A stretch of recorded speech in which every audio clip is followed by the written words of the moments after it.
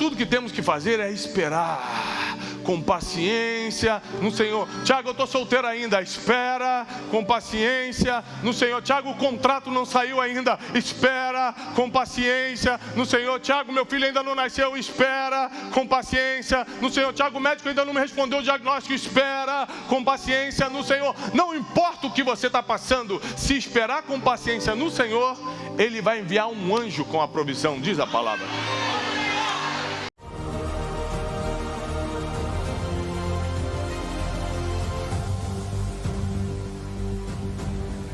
Programa Boas Notícias com Tiago Brunet. Abra sua Bíblia no livro de Gênesis, capítulo 16. Eu vou ler na versão NVI, a nova versão internacional. Gênesis capítulo 16. Nós vamos ler todo o capítulo. É um capítulo conhecido porque vai falar sobre o nascimento de Ismael. Ismael foi o primeiro filho de Abraão. Ismael entrou na história porque, apesar de não ser um plano divino, foi um impulso diante de uma dificuldade, diante de uma impossibilidade. Foi um impulso de Sara e Abraão. E hoje nós vamos estudar um dos maiores poderes que os seres humanos podem desenvolver, que é o poder da paciência. Esperar é muito difícil, principalmente quando o tempo que você tem que esperar não é confortável. Esperar sentado numa poltrona VIP é uma coisa, esperar sentado numa poltrona menos confortável é outra, esperar em pé numa fila é outra. O problema de esperar é que você nunca sabe a situação em que se encontra, ou que estará, quando chega o tempo de ter paciência. Você nunca sabe exatamente se você vai estar bem financeiramente vou dar uma esperada em Paris, pelo menos. Ou se você não sabe nem se consegue ir ao McDonald's no final de semana. O problema é que você não sabe se esse esperar é com saúde ou é num leito de um hospital. Se é com ou sem um diagnóstico. Se é com a família em ordem ou com tudo desmoronando. O problema de esperar, ter paciência em Deus, filosoficamente isso é lindo. Nossa, eu vou esperar naquele que conhece todos os meus dias. Eu vou esperar no Todo-Poderoso. Eu vou esperar naquele que não falha. Isso é tão lindo de filosofar e tão difícil de praticar. Porque para isso exige um nível de confiança. Repete comigo, confiança. Porque paciência, de certo modo, se trata de confiança. Eu acredito tanto, eu confio tanto, que espero. Por exemplo, pessoas que são extremamente apaixonadas costumam esperar. Você conhece história, nem que seja de filme, de gente que foi morar em outro país e fala assim: me espera, só um ano de estudo. Aí ela do outro lado: sim, meu amor, eu te espero. Fica um ano esperando. Você já viu isso? Sim, o amor te faz esperar. Sim ou não? Só que romanticamente falando, não é bem assim que acontece na nossa vida. Que geralmente as maiores esperas da nossa caminhada são com muitas lutas junto. São com muitas aflições no caminho. E é com a ansiedade martelando a nossa mente. Tem pessoas que estão debaixo de um nível de ansiedade tão grande na nossa geração que elas não estão conseguindo aproveitar mais o dia de hoje. Ela está vivendo o dia de hoje, torcendo para acabar logo, para chegar o dia de amanhã, para poder resolver o negócio e já ir para o outro. Ela está num nível de pensamento acelerado tão forte que ela não consegue relaxar, mesmo que esteja num momento de diversão. Tem um filme antigo de Hollywood chamado, se eu não me engano, Clique, que o ator usava o controle remoto para ficar passando os momentos da vida dele que ele estava achando chato. E no final, ele chega rápido no final da vida e perdeu tudo. E esse vídeo, de uma forma cômica, nos mostra em que se nós formos pular certos momentos, a gente não aprende nada, a gente não aproveita nada, a gente não vive nada. Então alguns momentos não são para ser pulados, mas vividos com paciência. E a Bíblia diz em Gênesis 16, assim, versão NVI: ora, Sarai, mulher de Abrão, não lhe dera um filho, como tinha uma serva egípcia chamada Agar. Aqui já começa uma opção. Assim,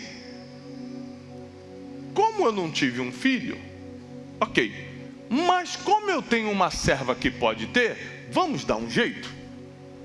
Esse como aqui mostra como o ser humano tem capacidade de querer oferecer opções para Deus que Ele não ofereceu.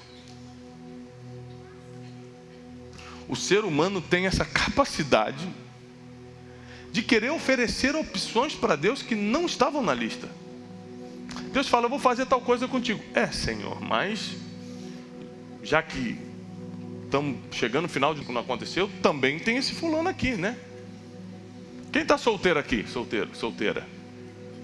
Aí você fala: vou esperar em Deus.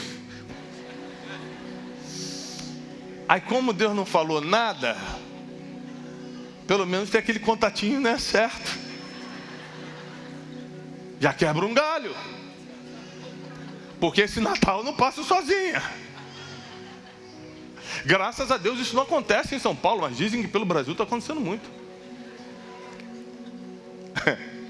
Ou seja, a gente tem um comando divino. A gente se reúne num lugar como esse para escutar uma palavra divina. A gente sabe a promessa que Ele tem para nós. O difícil mesmo é esperar.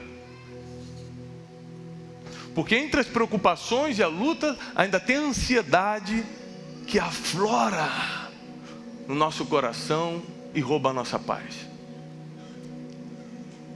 Versículo 2: disse a Abrão, Sarai disse a Abrão: já que o Senhor me impediu de ter filhos. Espera aí, quem conhece a história de Abrão e Sara? Quem conhece a história de Abrão e Sara? Você que está na internet, você conhece a história de Abrão e Sara? Quem aqui conhece o final da história? Então você que conhece o final dessa história, porque você não conhece o final da tua, mas dessa aqui você conhece, porque está escrito. Deus impediu Sarai de ter filhos? Deus impediu Sarai de ter filhos? Não. Ela teve filho? Então você, porque conhece o final da história, Sarai não sabia o final da própria história, como nós também não sabemos o final da nossa própria, mas como nós lemos e sabemos que ela teve um filho chamado Isaac. Esse versículo é um absurdo, porque ela, sendo uma mulher de Deus, esposa do pai da fé, diz o seguinte: Deus me impediu de ter filhos. Ela deu um decreto que não era divino. Ela usou a boca dela para declarar algo que Deus não falou. É impressionante como os nossos achismos e conclusões precipitadas por causa da situação passageira que estamos, nos faz abrir a boca para falar coisas que Deus não concorda.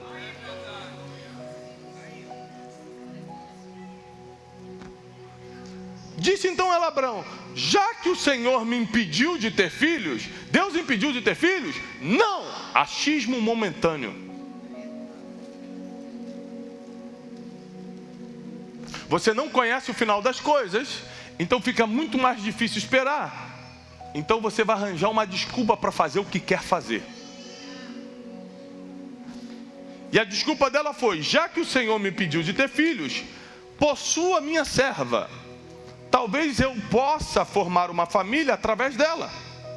Abraão atendeu a proposta de Sarai. Abraão falou: essa parte é fácil para mim. Não vejo dificuldade alguma. Quando isso aconteceu, já fazia 10 anos que Abrão, seu marido, vivia em Canaã. Foi nessa ocasião que Sarai, sua mulher, lhe entregou sua serva egípcia Agar. Ele possuiu Agar e ela engravidou. Era isso que Sarai queria? Sim ou não? Está escrito, gente. Era isso. Falou assim: toma minha serva para eu tentar formar minha família através dela. Ela vai virar barriga de aluguel, eu pego o filho e crio como se fosse meu. Gente, o ser humano tem uma capacidade de criar planos mirabolantes na sua cabeça que vai ferrar a vida dela, que vai acabar com tudo, que vai roubar a paz para sempre, que vai perturbar a tua mente.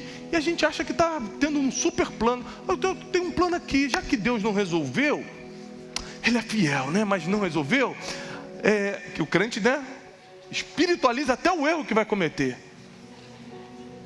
Deus é fiel, mas eu estou com uma ideia ainda melhor. Por que Abrão não deita com a minha serva? Olha a ideia da mulher. Aí ela fica grávida. E aí eu pego esse filho para criar.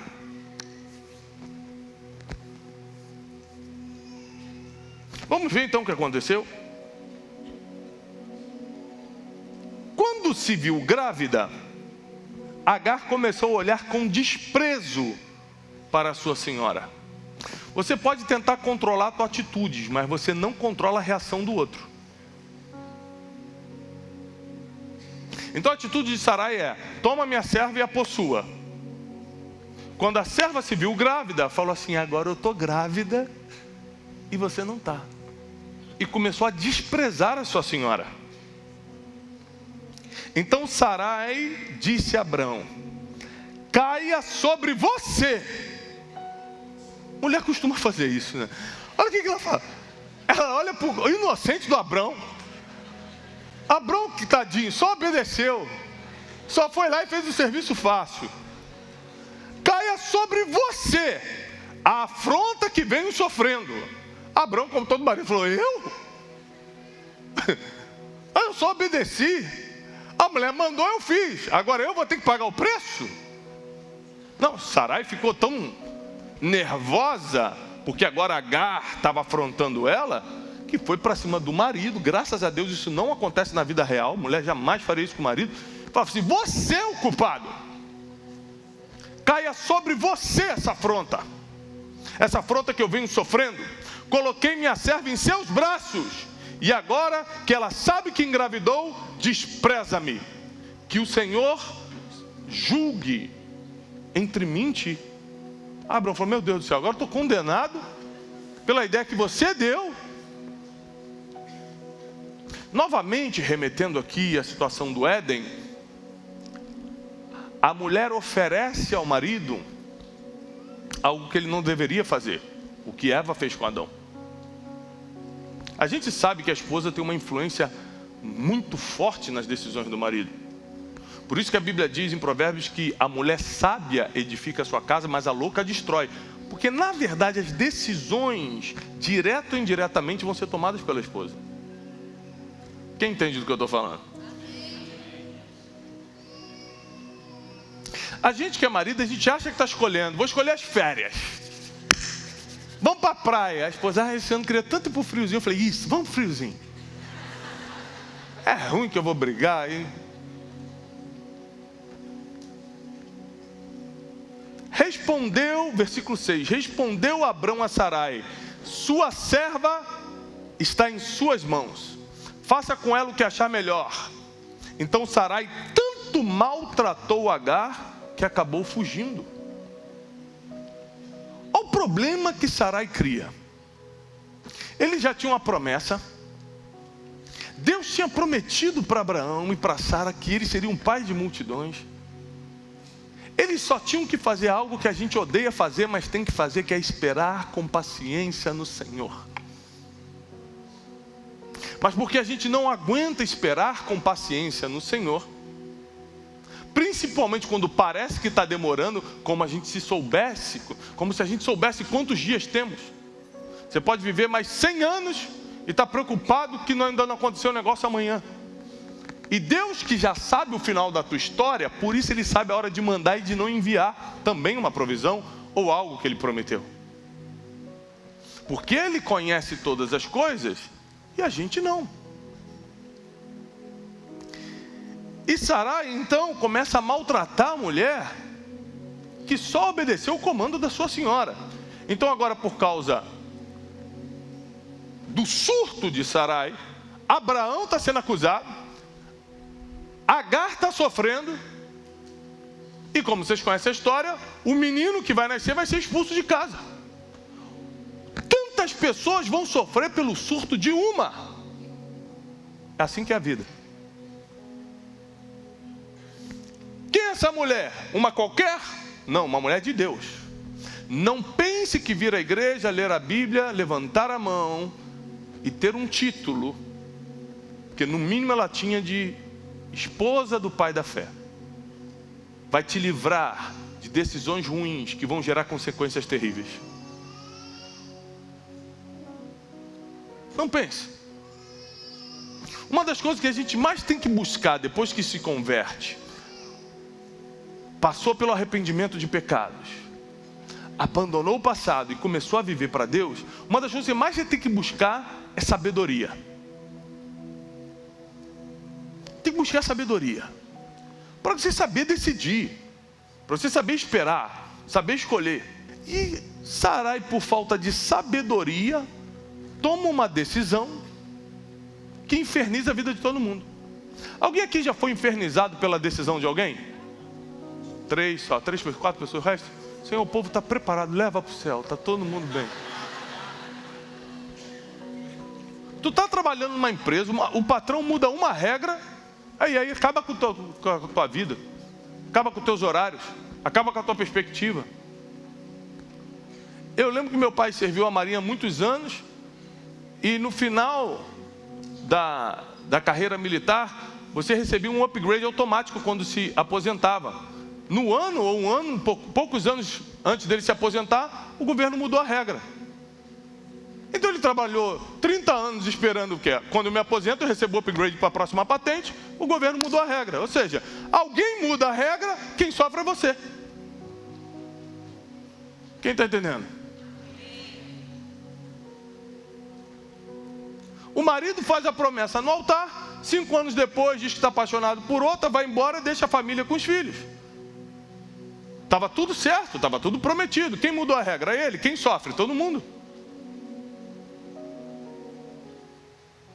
Então nós estamos num mundo que é injusto. Justo é só Deus.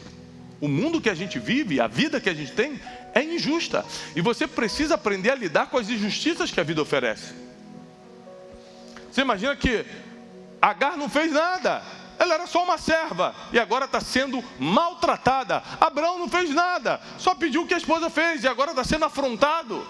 Ismael não pediu para nascer e vai ser expulso. Tudo por causa de uma decisão impaciente.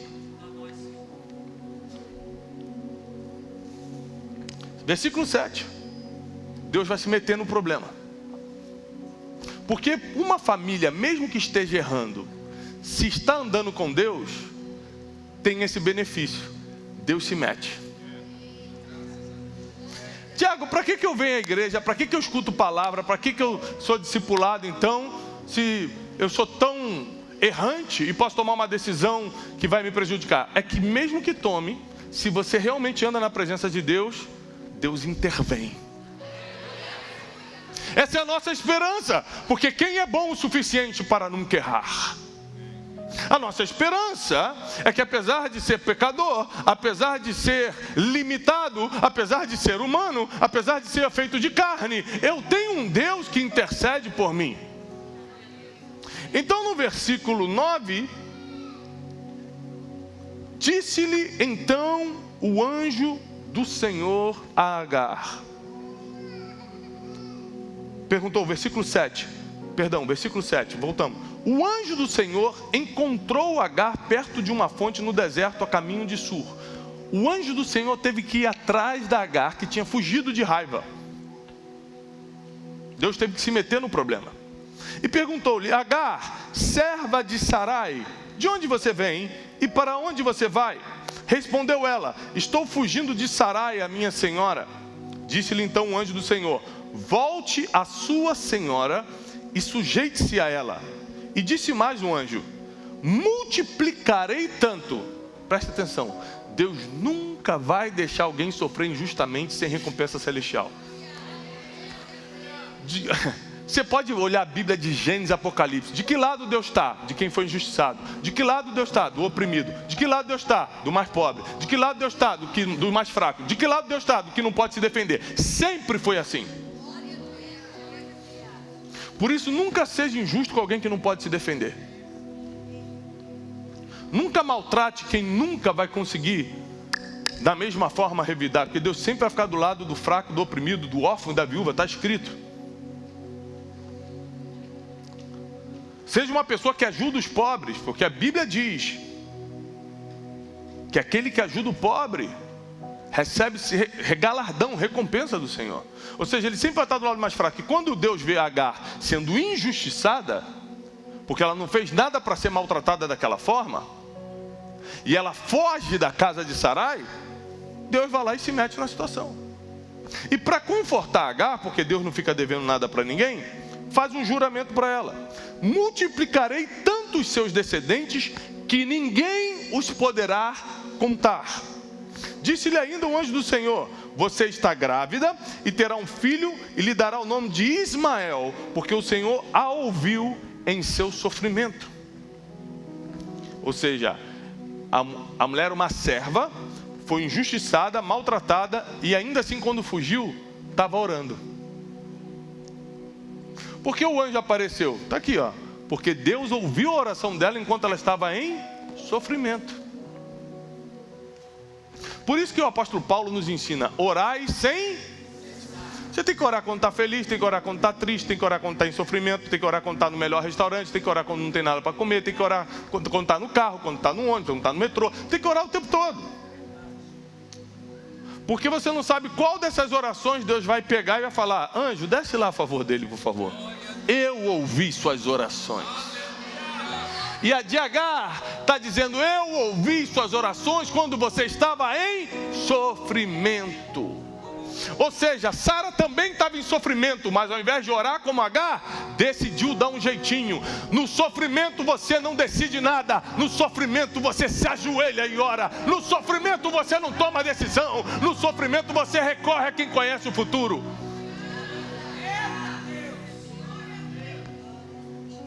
É sempre assim o ser humano. Quer decidir o que não pode prever. Por que você não deixa as decisões na mão de quem sabe o que vai acontecer? Isso é orar, receber a resposta de Deus e esperar com confiança.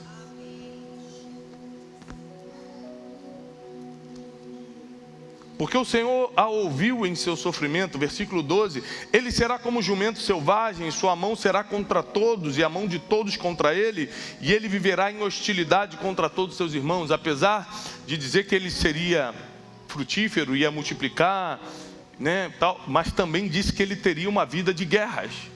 Alguém sabe de que povo o anjo está falando aqui? O povo árabe, que é de onde vem, o povo árabe vem de Ismael, o povo judeu vem de Isaac. Então um anjo já profetizou tudo que está acontecendo há milênios. Você vai ser grande, você vai ser próspero, só que será como um jumento selvagem. Você vai estar contra todos, todos estarão contra vocês, você vai viver em hostilidade contra todos os seus irmãos. Este foi o nome que ela deu ao Senhor que lhe havia falado: tu és o Deus que me vê, pois dissera: teria eu visto aquele que me vê? Por isso o poço que fica entre Cádiz e Bered foi chamado de Beer-Lahai. Agar teve um filho de Abrão, e este lhe deu o nome de Ismael. Abrão estava com 86 anos de idade quando Agar lhe deu Ismael. E aqui termina o capítulo 16 de Gênesis. Quantos anos tinha Abrão? 86. Para quem aqui entende um pouquinho de Bíblia, com quantos anos Abraão teve Isaac? De 99 para 100. 99 anos, quando Abraão tinha 99 anos, aí já chamava Abraão, Sara ficou grávida. Ou seja, cerca de 13 anos. Cerca de 13 anos separam a pior decisão de uma vida para o melhor momento dela.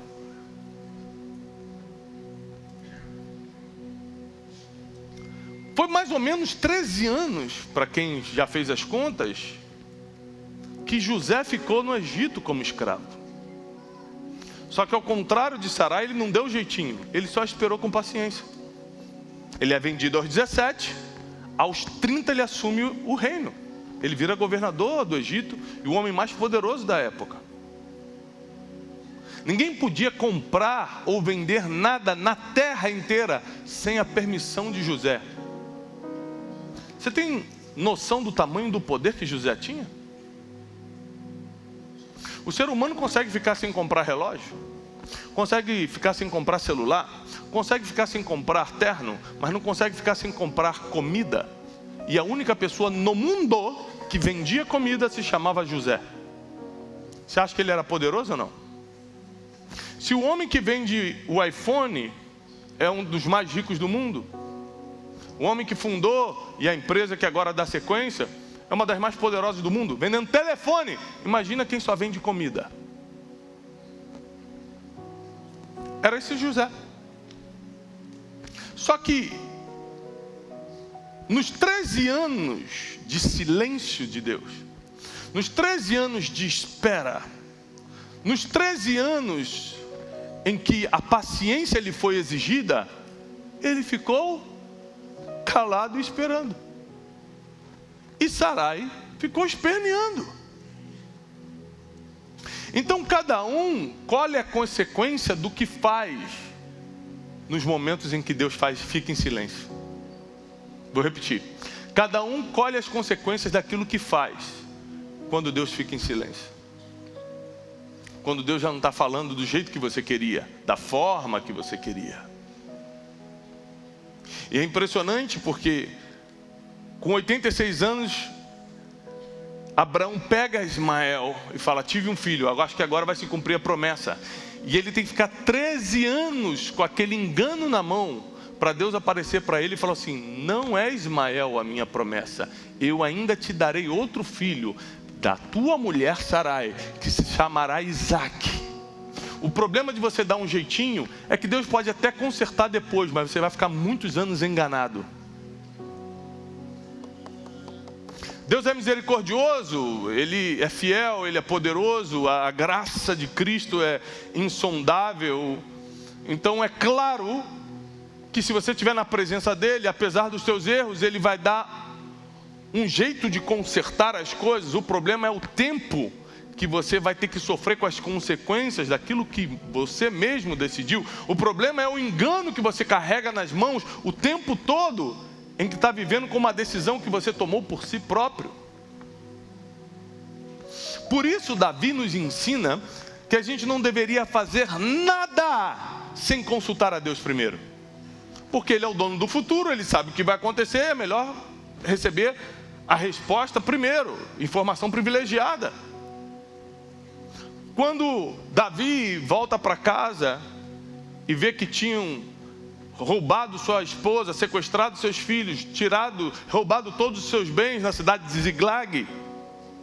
Você imagina um pai quando percebe que sua família foi sequestrada. Um pai fica desesperado e vai atrás do prejuízo na hora. Se você descobre que seus filhos foram sequestrados, você sai correndo igual um louco. Davi, antes de sair correndo igual um louco, se ajoelhou.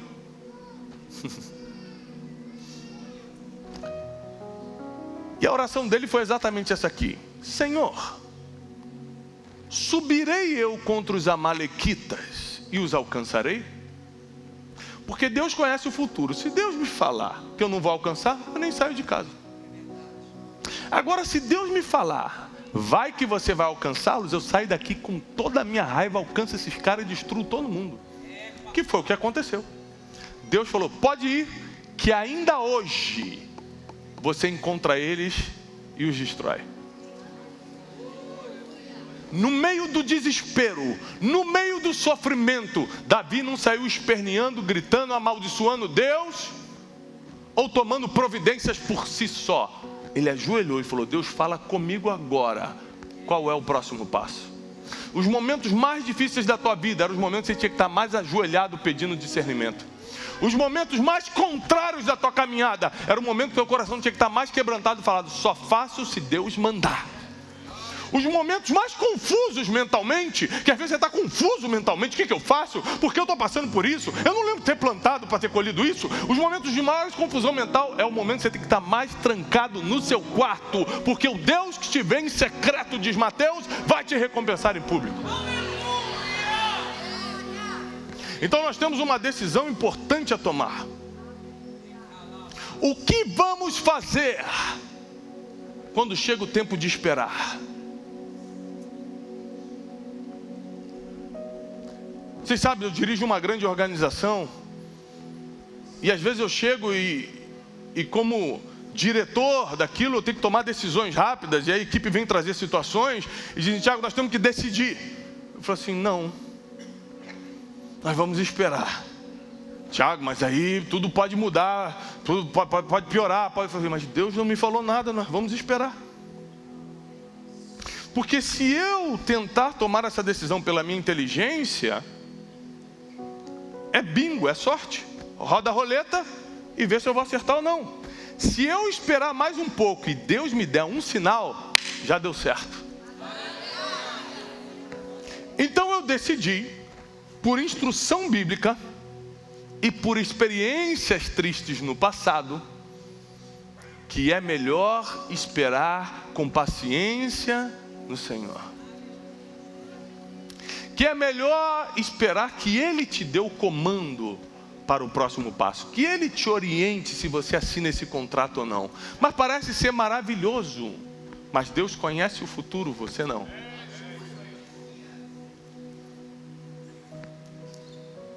Por que nós oramos antes de comer?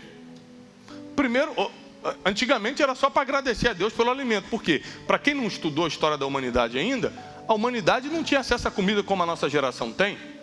Antigamente era na caça, não tinha restaurante. Restaurante começou de poucos séculos para cá. Então, quando se tinha alimento na mesa, tinha que levantar a mão e agradecer. Então nós começamos a agradecer a Deus porque tinha alimento. Mas hoje em dia a gente tem que agradecer a Deus e pedir orientação para Ele se é isso que nós temos que comer, porque a maioria das doenças, já está provado cientificamente, vem pelo que comemos. Então a gente não só agradece o que come, a gente pede também discernimento a Deus para saber se é para comer aquilo, para que Deus abençoe aquilo, para que aquilo nos faça bem e não mal. Então, se você parar para pensar, o estilo de vida de quem serve a Deus deveria ser um estilo de vida de oração. Porque nossas decisões dependem delas, até o que a gente come depende dela. O que vai nos sobrevir e como reagiremos a isso? Porque a Bíblia diz em Eclesiastes que tempo e acaso acontece a todos, então tudo pode acontecer a todo mundo. Tiago, o homem, eu não acredito, era um homem fiel a Deus. Eu não sei, o filho dele com 12 anos morreu de câncer. Tempo e acaso acontece a todos, está em Eclesiastes. Então para que eu sou crente se tudo pode acontecer? É para como eu vou reagir ao que me acontece. Você sendo crente ou não pode morrer cedo ou tarde, sendo crente ou não pode ter uma doença ou não, sendo crente ou não pode passar uma dificuldade financeira, sendo crente ou não, o tempo e acaso acontecem a todos, está lá em Eclesiastes e pronto. Esse versículo é até interessante porque ele fala o seguinte: olha, não é dos sábios o pão, e nem dos rápidos a corrida, e nem dos prudentes a vitória, mas tempo e acaso acontece a todos. Porque tem um tempo de morrer, tem tempo de nascer, tem tempo de plantar, tem tempo, ou seja, tem tempo de acontecer as coisas. E tem um acaso, que é o destino, pode acontecer qualquer um. Mas nós temos que estar preparados e por isso oramos, para que tenhamos força, para que tenhamos fé. Lembra quando Jesus fala para Pedro: Pedro, o diabo me pediu para te cirandar. Aí o que Jesus fala depois? Mas eu orei para que a tua fé não desfaleça. Até a fé dos outros depende da nossa oração. Senhor, dá fé para minha esposa para criar esses 4 filhos. Senhor, me dá fé para sair para trabalhar, para sustentá-los. Senhor, nós precisamos orar por tudo. Então, por que Sarai tomou essa decisão que perturbou, não estragou, mas perturbou a vida dela? Porque em vez de estar orando, estava reclamando. Repete comigo, eu vou trocar a murmuração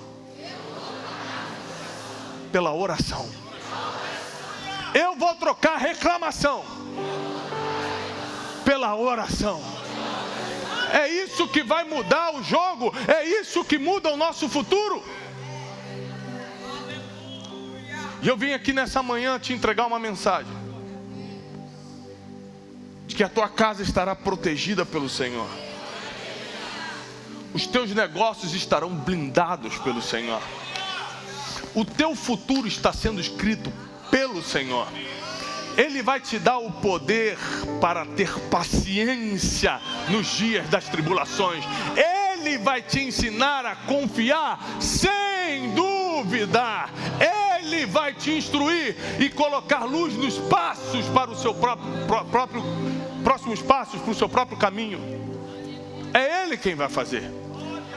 Tudo que temos que fazer é esperar com paciência no Senhor. Tiago, eu estou solteiro ainda. Espera com paciência no Senhor. Tiago, o contrato não saiu ainda. Espera com paciência no Senhor. Tiago, meu filho ainda não nasceu. Espera com paciência no Senhor. Tiago, o médico ainda não me respondeu o diagnóstico. Espera com paciência no Senhor. Não importa o que você está passando, se esperar com paciência no Senhor, Ele vai enviar um anjo com a provisão, diz a palavra. O anjo virá na tua direção. Ele virá na tua direção. Ele vai te pegar pela mão e vai te guiar por caminhos que você não saberia andar sozinho. Ainda quando você estiver dormindo, Ele te dará sonhos. Porque a Bíblia diz que Deus dá aos seus enquanto eles dormem. Enquanto você estiver dormindo, Deus vai estar te mostrando o futuro. Enquanto você estiver dormindo, Ele vai estar alimentando a tua alma. Enquanto você está deitado, outros estão perturbados para dormir, mas o sono do justo vai chegar para você. Enquanto você estiver dormindo, Deus vai estar revelando o futuro. Eu profetizo que nenhum mal te sucederá. Praga nenhuma chegará na tua casa. Deus dará ordem aos seus anjos a teu respeito para te livrar de todo mal. Nem sequer em alguma pedra você vai tropeçar. Eu profetizo porque está escrito. Não profetizo porque eu acho. Eu profetizo porque a Bíblia diz que nenhum mal terá acesso à tua casa. Deus vai te livrar do laço do passarinheiro. Deus vai te livrar da peste perniciosa. Apenas aprenda a esperar. Que Deus te abençoe, que Deus prospere a tua casa, que Deus prospere teus negócios. Eu desejo paz e prosperidade. E quem recebe, aplauda o Senhor com toda a sua força.